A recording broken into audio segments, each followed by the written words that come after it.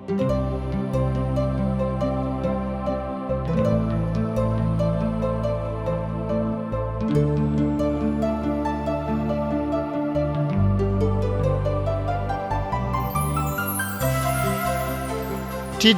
India द्वारा प्रसारित कार्यक्रम जिंदगी की राह में आप सबका हार्दिक स्वागत बा।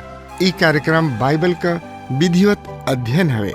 हमार ई उद्देश्य है कि आप सब परमेश्वर की इच्छा से अवगत हो जाएं, ताकि ओकरी विरुद्ध क्यों ऐसा काम ना करी कि दंड का भागी होखी।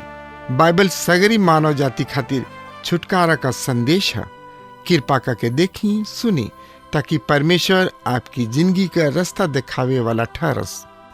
हाँ तो प्रिय श्रोता सुनी, हमने के यूहन्ना रचित सुसमाचार 16 अध्याय के 1 पद से लेके 15 पद तक पढ़नी हजा, और वो सब पद में देखनी हजा कि प्रभु यीशु कह रहल बाणे कि आपन विश्वासी लोग से वापस में एक दूसरा से प्रेम कर लोग।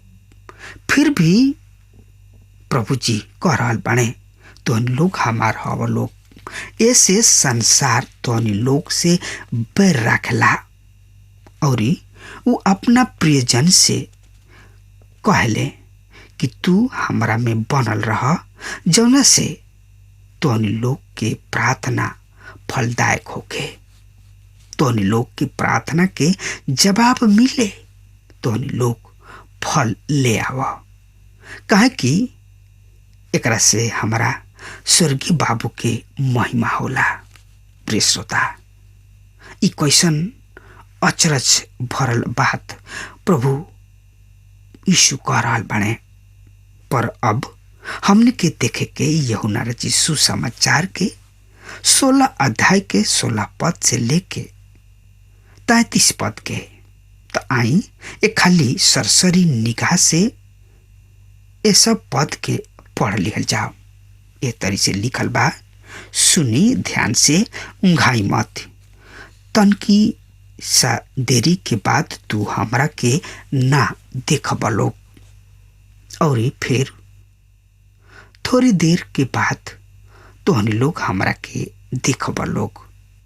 तब उनकर चेला लोग आपस में कहले, ई का कह रहल बाणे? जौन कि ई हमनी से कह रहल बाणे कि थोड़ी देरी में हमरा के देखब लोग और थोड़ी देरी में हमरा के ना देखब लोग। काहे कि हम बाबू किने जा रहल बानी। ए बात पर उन लोग कहे लगले, ई का ह जौन कि हमनी से कह रहल बाणे कि थोड़ी देरी में देखब लोग और थोड़ी देरी में ना देखब लोग। यीशु ई जान के कि उनके हमरा से सवाल करे चाहताड़े लोग, तब यीशु उन्हीं से कहले, का तोहनी लोग ये बात के बारे में वापस में सोच विचार कर रहल बाड़े लोग?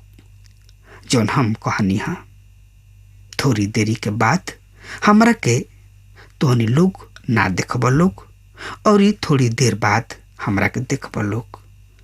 हम तोहनी लोग से सच सच कहतानी कि तोहनी लोग रोब और विलाप भी करब लोग, पर संसार आनंद मनाई तथा आनंद करी। तोहनी लोग शोकित होखब जा, पर तोहनी लोग के सुख आनंद में बदल जाई। जब कोनो औरत के प्रसव पीड़ा दर्द होला तो ओकरा सुख होला, काहे कि ओकर समय आ पहुँचल बा। पर जब ऊ बच्चा पैदा करे तो ओह दर्द पीड़ा के ए आनंद से कि संसार में एगो आदमी पैदा भइल बा भूला जाले। ऐसे तोहनी लोग भी अब शोक बा, पर हम तो तोहनी लोग से फिर मिलब, और तोहनी लोग के दिल आनंदित होई, और तोहनी लोग की खुशी आनंद के केहू छीन नहीं के सकत। वो दिन तोहनी लोग हमरा से केहू सवाल ना पूछी।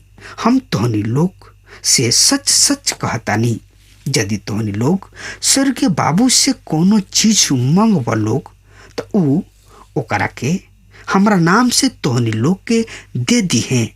अब तक तोहनी लोग हमरा नाम से कुछ नहीं ख मंगले, मांग तोहरा के मिली, जौने से कि तोहनी लोग के आनंद पूरा हो जाए। ई बात हम तोहनी लोग से कहनी हा, पर ऊ घड़ी आ रहल बा जब हम फिर दृष्टांत में ना कहब, पर तोहनी लोग के स्वर्गीय बाबू के बारे में साफ साफ बताई। ओ दिन तोहनी लोग हमरा नाम से मांगब, और हम तोहनी लोग से ई नहीं कह सकत कि तोहनी लोग के खातिर स्वर्गीय बाबू से विनती करब, काहे कि स्वर्गीय बाबू खुद तोहनी लोग से प्रेम करेलन, ऐसे कि तोहनी लोग हमरा से प्रेम कैले बाड़ लोग, और ई विश्वास कैले बाड़ लोग कि हम स्वर्गीय बाबू में से निकल के आइल बानी। हम स्वर्गीय बाबू से निकल के जगत में आइल बानी। हम फिर जगत के छोड़ के स्वर्गीय बाबू किने जा रहल बानी।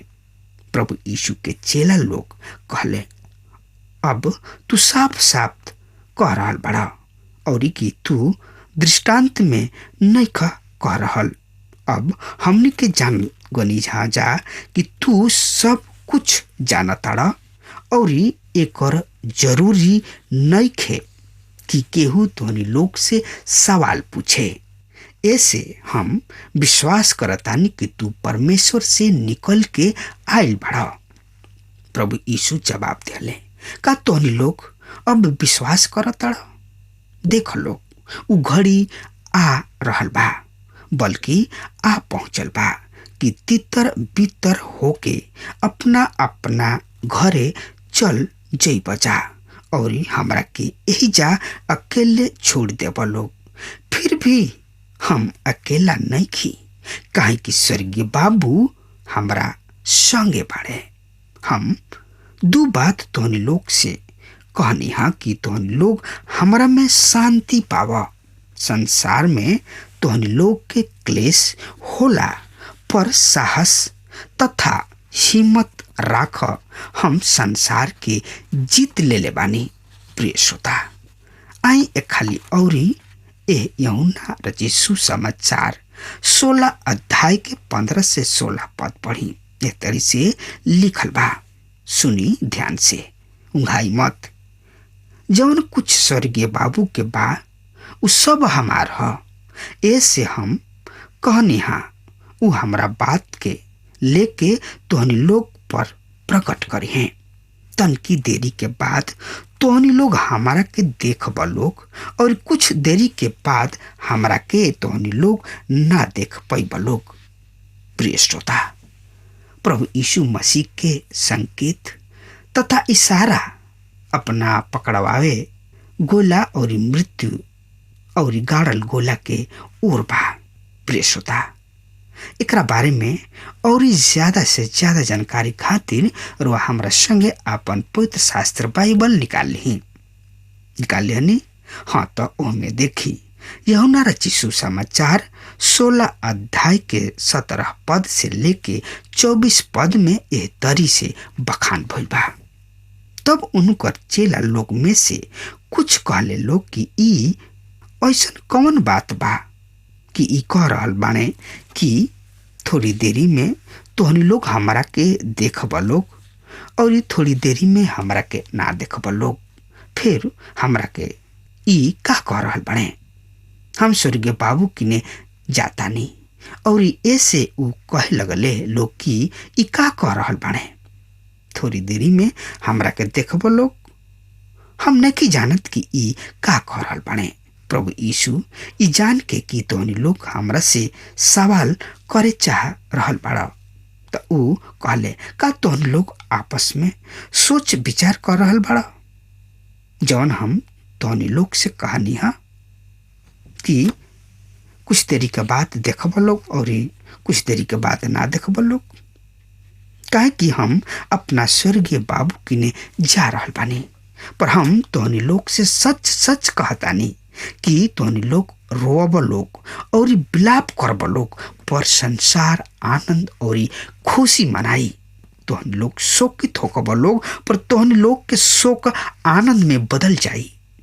जब कोनो औरत प्रसव पीड़ा में होके लिसा तो ओहनी लोग के शोक होला, काहे कि ओकर समय आ पहुंचल बा।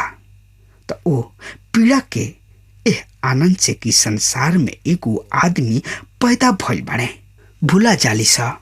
ऐसे तोहनी लोग के भी शोक बा, पर हम तोहनी लोग से फिर मिलब और तोहनी लोग के दिल खुश हो जाई और तोहनी लोग के आनंद तोहनी लोग के से केहू ना छीनी। ओ दिन हमरा से तोहनी लोग कोनो सवाल ना पूछब। हम तोहनी लोग से सच सच कहतानी, यदि हमरा से तोहनी लोग कोनो चीज मांगब लोग तो ऊ ओकरा के हमरा नाम से दिहे। अब तक तोहनी लोग हमरा नाम से नइखन लोग मांगले, मांग और तोहनी लोग के मिली, जेकरा से कि तोहनी लोग के आनंद पूरा हो जाए। प्रिय श्रोता, ये खाली फिर प्रभु यीशु अपना चेलन से कह रहल बाड़े कि तोहनी लोग हमरा नाम से हमरा स्वर्गीय बाबू से कोनो चीज प्रार्थना में मांगब लोग त ऊ तोहनी लोग के दिहे। श्रोता, ई पद कतना सामर्थी बा तथा सामर्थ भरल बा कि जवन कुछ मांगब ऊ तोहनी लोग के मिल जाई। प्रभु साफ साफ कह रहल बाड़े, मांग हम देव। प्रिय मित्र, प्रभु परमेश्वर सामर्थी परमेश्वर हवन। ऊ दुनिया के मालिक हवन, ऊ सृष्टिकर्ता हवन। उनका से केहू बढ़ के नहीं के कि हमनी के ओकर स्तुति प्रशंसा करी जा। ऊ सामर्थी हवन। ऐसे ऐलान के साथ कह रहल बाड़े, जवन कुछ मांगे के बा मांग हम देव कोनो चीज। श्रोता, प्रभु असंभव के संभव बनावे वाला परम पिता परमेश्वर हमें और ऊ संभव के असंभव बनावे वाला मुक्तिदाता अनुग्रहकारी प्रभु हमें। उनका से ऐसा कोनो चीज नहीं खे कि उना दे सकेलन। ये खाली मांग के तो देखी विश्वास के साथ। श्रोता, पवित्र शास्त्र बाइबल में लिखल बा, मांग तोहरा के दिहल जाई, पर एकरा संगे विश्वास ले आवल बहुते जरूरी बा। पवित्र शास्त्र बाइबल बतावले कि अपन मुंह खोल तथा अपन मुंह पसार, हम ओकरा के भर देव। करवा कबहू प्रभु जी से प्रार्थना में कुछ मंगले बनी, अगर नहीं कि मंगले तो आजुए रउआ मांगे प्रभु यीशु से, उ रउआ के दी है। यदि रउआ किने बुद्धि के कमी बा तो रउआ बुद्धि खातिर प्रभु परमेश्वर से कही। यदि रउआ किने संतान नहीं खे तो ओकरा खातिर प्रभु से कही। अगर रउआ कोनो चीज खातिर प्रभु से प्रार्थना करतानी तब पक्का जानी प्रभु रउआ मनोकामना के पूरा करी है। विश्वास के साथ आई प्रभु किने आपन परिस्थिति के राखी। श्रोता, बड़ा दुख के बात बा कि प्रभु यीशु के चेला लोग प्रभु यीशु के संग रहत रहले, फिर भी उन लोग प्रभु से कोनो चीज ना मांगले। प्रिय मित्र, प्रभु से मांगी प्रभु दी है। तरुआ पढ़ी हमरा संगे यूहन्ना रचित सुसमाचार 16 अध्याय के 25 पद से लेके 27 पद में यह तरी से लिखल बा। सुनी, ई बात हम तोहनी लोग से दृष्टांत में कहनी, पर वो घड़ी आ रहल बा जब हम फिर तोहनी लोग से दृष्टांत में ना कहब, पर तोहनी लोग के स्वर्गीय बाबू के बारे में स्पष्ट बतावस। ओ दिन हमरा नाम से मंगब लोग, और हम तोहनी लोग से इ नहीं की कहत कि तोहनी लोग खातिर स्वर्गीय बाबू से विनती करब, काहे कि बाबू खुद तोहनी लोग से प्रेम करेलन, ऐसे कि तोहनी लोग हमरा से प्रेम करेला और ई विश्वास कैले बाड़ा लोग कि हम बाबू में से निकल आयल बानी। प्रिय श्रोता, स्वर्गीय बाबू तोहनी लोग से प्रेम करेलन, ऐसे उ तोहनी लोग के प्रार्थना के भी जवाब देलन। यही यूहन्ना 16 अध्याय के 28 पद में एह तरी से लिखल बा, हम स्वर्गीय बाबू से निकल के जगत में आयल बानी, हम फिर जगत के छोड़ के स्वर्गीय बाबू किने जा रहल बानी। प्रिय श्रोता, प्रभु यीशु मसीह एगो खास और निश्चित उद्देश्य से एह पृथ्वी पर अइले और जब उनकर से पूरा हो गइल तो ऊ वापस स्वर्गीय बाबू किने चली गइले। प्रिय श्रोता, यही अध्याय के 29-30 पद में एह तरी से लिखल बा, प्रभु यीशु के चेला लोग कहले, अब तू साफ साफ कह रहल बाड़ा और ई दृष्टांत में भी नहीं कहत। अब हम जानतानी कि तू सब कुछ जानताड़ा और एकर जरूरत नहीं के कि केहू तोहरा से सवाल पूछे। ऐसे हम विश्वास करतानी कि तू परमेश्वर से निकलल बाड़ा। यीशु ओहनी के जवाब दिले, का अब तोहनी लोग विश्वास करताड़ा लोग? प्रिय मित्र, चेलन के बात पर प्रभु यीशु सवाल कइले 31 पद में, का तोहनी लोग विश्वास करताड़ा जा? यही अध्याय के 32 पद में, स्वर्गीय बाबू हमरा साथ बाणे। ई एगो महान रहस्य है मित्र। परमेश्वर पिता बेटा मसीह यीशु में संसार से मेल मिलाप कर रहल बाणे। श्रोता, आई एक खाली औरी आपन पवित्र शास्त्र बाइबल निकाल ली।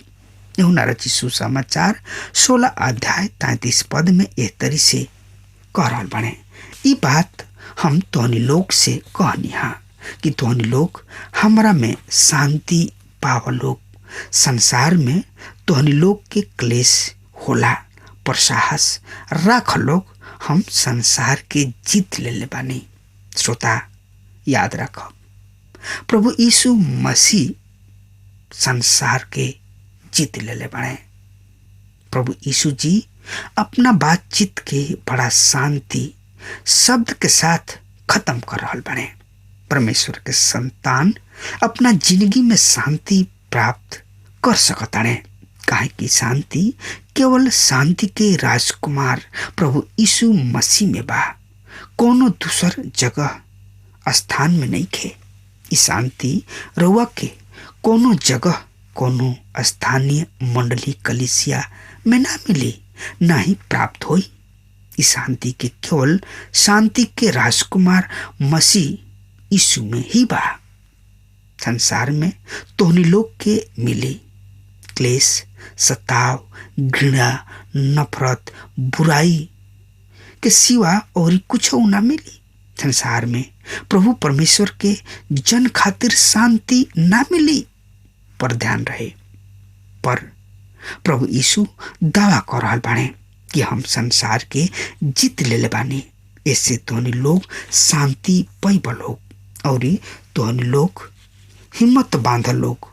मित्र, प्रभु यीशु मसीह के जीत हमार जीत है। मसीह यीशु मसीह के अलावा केहू भी विजयी जिंदगी के दावा नहीं के कर सकत। पर वो आदमी जे मसीह में बाणे, वो मसीह यीशु मसीह के कारण विजयी जिंदगी बिताई हैं। हाँ तो प्रिय श्रोता, अब हमार समय खत्म हो रहा बा। तब तक खातिर रुआ हमरा के आज्ञा देही। परमेश्वर रुआ के बहुते बहुते आशीष देश। आमीन। हमके विश्वास बा कि ई कार्यक्रम आप सब खातिर फायदेमंद सिद्ध भइल हुई। हम चाहतनी कि आप सब अपन अपन आशीष हमरों से बांटी।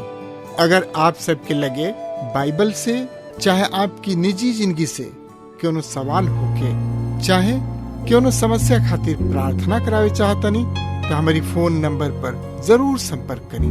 परमेश्वर आप सबके बहुत आशीष प्रदान करें और आज का दिन आप खातिर सुखद बनावे।